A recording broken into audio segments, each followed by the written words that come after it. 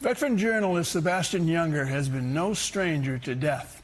In his years covering some of the most violent conflicts in the world, he withdrew soldiers and even some of his own colleagues.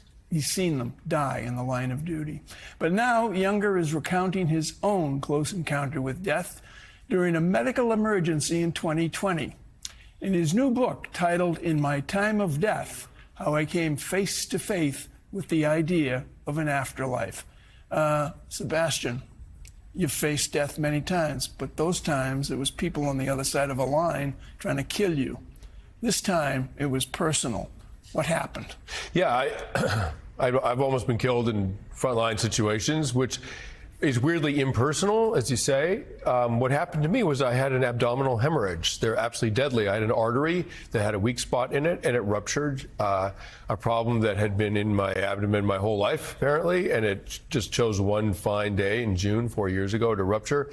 And I basically turned into a human hourglass. I was losing a unit of blood every 10 or 15 minutes. I lived an hour away from the nearest hospital. And by the time I got there by ambulance, I was a few minutes from dead. They managed to save me. I was conscious the whole time. And I'm an atheist. I don't believe in an afterlife. I don't have any mystical thoughts. And I had some very strange experiences on the threshold. You saw your father? My dead father appeared above me to welcome me.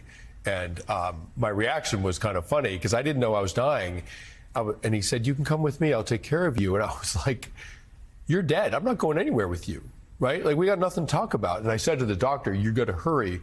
I'm leaving. You're losing me." What was different in terms of you facing death? You've faced death before. You're in Afghanistan. You're facing death on a daily basis. But this one was deeply personal, automatically immediate. You're in the hospital. And a nurse at one point after your surgery tells you, "We thought you were going to die. We're amazed that you're here." What was different about this? Yeah, I mean, I've had bullets hit a few inches from my head. I was blown up in an IED in Afghanistan, the beginning of the film Restrepo. I mean, a lot of stuff, as you say. But that was elective in a way. I'm a journalist. I decided I'm going to roll the dice on this. I'm going to go to this war zone, report on it. The risks are manageable. I gave all that up after my colleague Tim Hetherington was killed in combat in Libya. And I sort of turned towards life. I got married. I had a family, 2 young children, 2 young daughters. So it didn't occur to me that the front lines can come to you, right?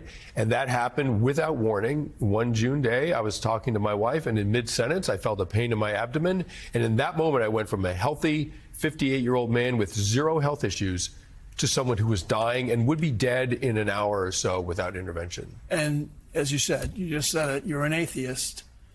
Did you find that God knocked on your door? I didn't, personally. I don't believe in God. I understand why some people do. But where did you go mentally with confronting death? Where did you go then? Well, what it made me think, actually, so my father was a physicist. And he taught me to think in very rational ways. What it made me think is that with or without a God, that's a separate conversation, there may be some kind of post-death existence that we don't understand, like even at the quantum level, at the subatomic level. And there's some really interesting theories about how that might work. Sometimes people ask, are you spiritual now? And in my mind, spiritual is a word we use for physics we don't understand yet. And that's where I sort of wound up with this book. Do you take life more for granted today, or do you wake up every morning and say, "Boy, am I glad to be here"?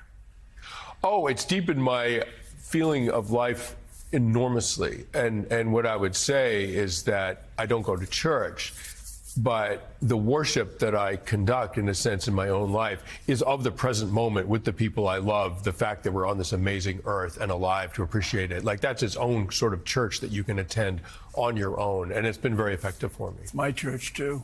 The new book is titled In My Time of Dying, How I Came Face to Face with the Idea of an Afterlife. It's on now, right now, for sale on Amazon.com and every place else. Sebastian Junger, thank you very much for this. Thank you.